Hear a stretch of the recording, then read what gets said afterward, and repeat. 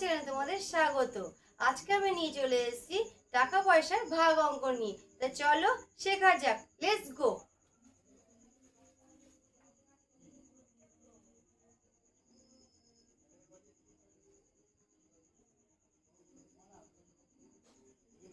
মুদ্রার ভাগ, ধরো 31 টাকা 20 পয়সাকে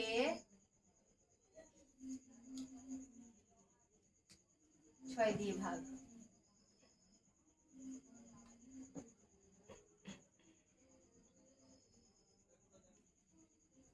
কি করে করবো দেখো,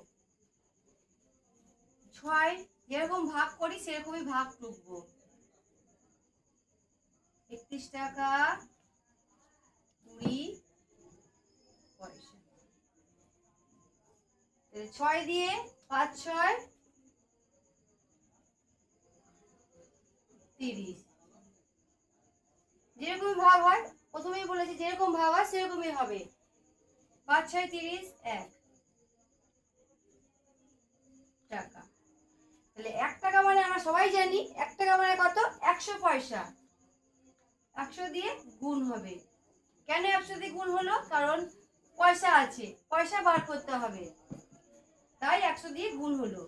তাহলে 100 পয়সা। পয়সা আছে, পয়সা বেরিয়েছে, তাহলে কি করব? পয়সার সাথে পয়সা যোগ করব। 120 পয়সা। এবার কি করব? ভাগ 6 দিয়ে। 6 দিয়ে ভাগ করতে বলেছে, 6 দিয়ে। 6 দিয়ে 12, শূন্য চলে গেল। তাহলে এটা কত? পয়সা। তাহলে উত্তর কত বেরোবে? 5 টাকা 20